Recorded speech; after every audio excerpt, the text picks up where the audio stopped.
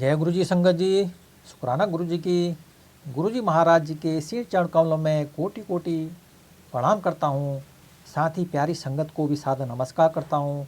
संगत जी, गुरु जी महाराज जी के दरबार में बहुत ही पुराने संगत अंकल का संग सुनाने के लिए हाजिर हूँ। तो आप सभी संगत लोग गुरु जी महाराज जी के दरबार में जय गुरु जी लिखकर हाजिरी जरूर लगाएं संगत जी।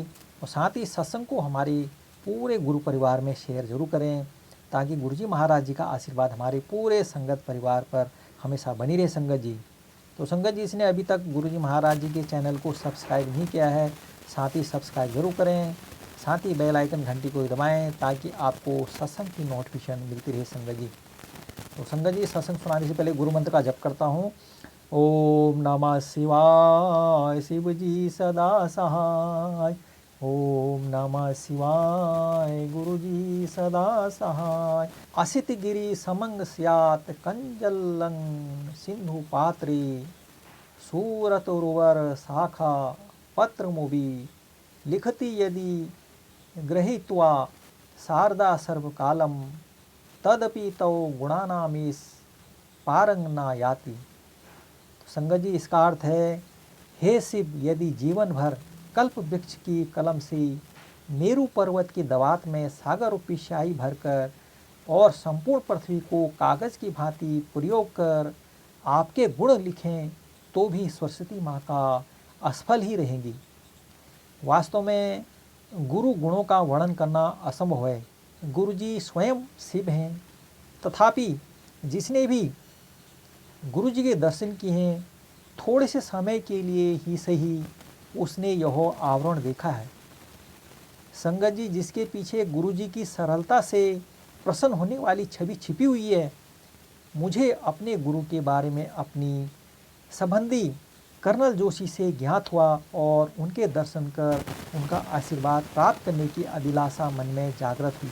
चूँकि उस समय में पारिवारिक समस्याओं के समाधान में लगा हुआ था और दिल्ली नहीं आ सकता था, मैं कर्नल जोशी अंकल को गुरुजी को बताने के लिए ही यह लिखा था संगत जी। इब्ने आदम दुआ करे कोई, मेरे गम की दवा करे कोई। तो संगत जी, इसका मतलब है, मेरा संदेश गुरुजी तक पहुंचा ही होगा कि मुझे उनके दर्शन और उनके आशीष का अवसर प्राप्त हो गया। उनके कमल चरण स्पर्श करते हुए ऐसा लगा जैसे वह कह रहे हों, मम दर्शन फल परम अनुपा, जीव पाओ निज सहज स्वरूपा। यह संगत जी, यह महापुरुषों की कसौटी है। उनके सानिध्य में साधारण मानव का मन भी उस आनंद सिंधु में गोते लगाने लगता है, जिसकी प्राप्ति के लिए बड़े बड़े तपस्वी अनेक जन्मों तक प्रयास करते रहते हैं। संगत जी, गुरु जी अंतर्यामी हैं और मेरा मानना है कि वह बिना कुछ व्यक्त किए ही मन की चाहत पूरी कर देते हैं। एक चेतावनी है, हमारी इच्छा पूर्ति तभी संभव है जब वह हितकारी हो। ऋषियों ने भगवत नाम को कल्प वृक्ष समान कहा है, पर गुरुजी और कल्प वृक्ष में अंतर है। संगत जी, कल्प वृक्ष से सब आकांक्षाएं पूर्ण होती हैं, गुरुजी केवल लाभान्वित करने वाली आशाएं पूर्ण करते हैं। श्रीमद् भागवत व अन्य ग्रंथों में है महापुरुष के जिन लक्षणों का वर्णन किया गया है, गुरुजी के व्यवहार एवं वाणी में वह 100% पाए जाते हैं। संगत जी, यह भी महत्वपूर्ण है कि गुरुजी का जन्म पंजाब में हुआ। प्राचीन काल में पंजाब को सारस्वत प्रदेश कहा जाता है। न केवल महर्षि व्यास जिन्होंने वेदों की व्याख्या करी, पुराणों को संकलित किया, महाभारत और ब्रह्मा सूत्रों की रचना करी, उनके जैसे ही अन्य महान ऋषियों ने इस धरती को सदा धन्य किया है।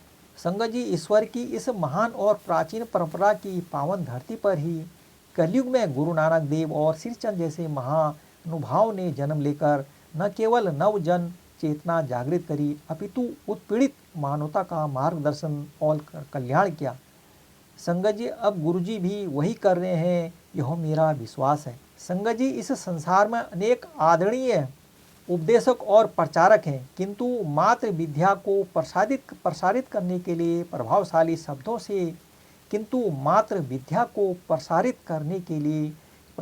शब्दों से दिए गए उपदेशों से मानवता का लाभ नहीं होता है। केवल प्रकाश का वर्णन करने से अंधेरा दूर नहीं होता है। इस बात का कोई महत्व नहीं है कि इसके लिए सूर्य का लालटेन का वर्णन किया जा रहा है।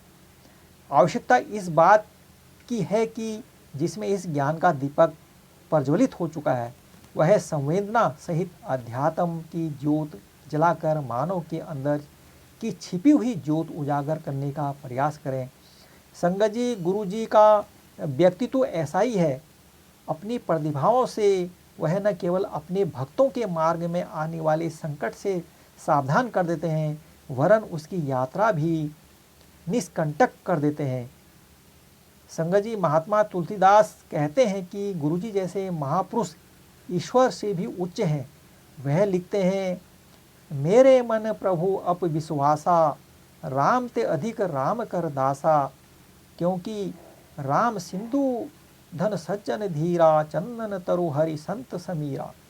जैसे हमारी प्यास बुझाने के लिए मेघ वर्षा करते हैं और वायु चंदन वृक्ष की शीतलता फैलाती है, उसी प्रकार से महापुरुषों के माध्यम से हम ईश्वर को प्राप्त कर सकते हैं। राम भी संत नारद को बताते हैं कि श्रुति से महापुरुषों के गुणों की व्याख्या असंभव है। संगत जी, श्रद्धेय गुरु जी सचखंड वासी हैं।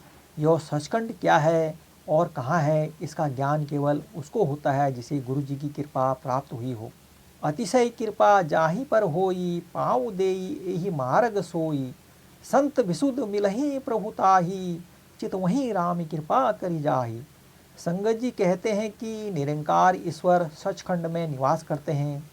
दयावान परमात्मा समय समय पर अपने महापुरुषों को, जीवों को उनके दैहिक, जैविक और भौतिक कष्टों से मुक्त कर उनका पथ प्रदर्शन कराने के लिए भेजते हैं। महापुरुष जीव को क्रम से धर्मखंड, ज्ञान खंड, श्रमखंड और कर्म कृपा खंड से ले जाते हुए सचखंड में ईश्वर के निवास पर ले जाते हैं। अंत में यात्रा यहीं पर समाप्त होती है। जीव अपने कष्टों से सदा के लिए मुक्त होकर परमानंद को प्राप्त करता है। संगत जी, पूजनीय गुरु जी पहले अपने भक्तों की समस्याओं की इति कर उसे कर्मयोग से मार्ग पर ले जाते हैं। यह यात्रा का पहला भाग है। धर्मखंड, भक्त तन और मन से स्वस्थ होकर लौकिक और परलौकिक विषयों पर चिंतन कर पाता है। वह इस संसार की सच्चाई और स्वयं अपने जीवन की क्षणिकता को पहचान लेता है। यह ज्ञान खंड है। संगत जी, अपनी अल्पज्ञता और स्वाभिमान का उसे भान होता है। वह लज्जित होता है। अविराम विचार से वह प्रभु की महानता और अपने अस्तित्व को पहचान लेता है। वह सोचता है कि यह जीवन जो प्रभु ने सर्वानंद प्राप्ति के लिए प्रदान किया था, व्यर्थ व्यतीत हो रहा है। जब परमात्मा से मिलने की उत्कंठा अत्यधिक हो जाती है, वह श्रम खंड में पहुंच जाता है। इस यात्रा का शिखर तब आता है जब उसे प्रभु कृपा प्राप्ति का आभास होता है। उसके सारे संशय समाप्त हो जाते हैं और मन आनंद सागर में गोते लगाने लगता है। यह कर्म खंड का क्षेत्र है। संगत जी, दीप्तिमान परम कृपा के आनंद में डूबे हुए जीव के लिए सचखंड के द्वार खुल जाते हैं। कोई इस यात्रा पर अकेले नहीं चल सकता। शिव समान व्यक्ति के लिए भी जीवन सागर को पार करना कठिन है। ज्ञान के भंडार ब्रह्मा को भी परमानंद की प्राप्ति के लिए गुरु या महापुरुष के पास जाना पड़ता है और गुरु की कृपा दृष्टि तुरंत उन्हें वहां पहुंचा देती है। गुरु जी इस युग के ऐसे ही महापुरुष हैं और मैं उनके कमल चरणों की वंदना करता हूँ। हे भगवंत शिव, गुणगान करता हूँ आपके कमल चरणों का। आश्रय है आप हमारे, आपके कमल चरण बांधते हैं हमें आपसे। लौकिक माया को भेद कर भक्तों के भेंट करें उनकी आशाएं कल्प वृक्ष की भांति। हे भगवान शिव, गुणगान करता हूँ आपके कमल चरण का। शिव, ब्रह्मा और स्वर्ग के समस्त देव नतमस्तक होते हैं आपके कमल चरणों में। हे सबसे प्यारे गुरु, ढूंढता है जो आसरा, मिलता है उसे सहारा। आपके चरण सबसे प्यारे प्रभु, कुचल दें सब बाधाएं और भव सागर से पार करें। हे भगवान, हे शिव, गुणगान करता हूँ आपके कमल चरणों का। जय गुरु जी की, शुक्राना गुरु जी की। तो संगत जी, यह था अंकल जी का बहुत ही ब्लेसिंग भरा सत्संग। तो संगत जी, आप अपनी परिवार के साथ सुखी से रहें, खुशी से रहें और स्वस्थ रहें। तथा मैं गुरु मंत्र का जप करता हूँ। ओम नमः शिवाय, शिव जी सदा सहाय। ओम नमः शिवाय, गुरु जी सदा सहाय। जय गुरु जी की अनंतम अनंतम शुक्राना मेरे गुरुदेव महाराज।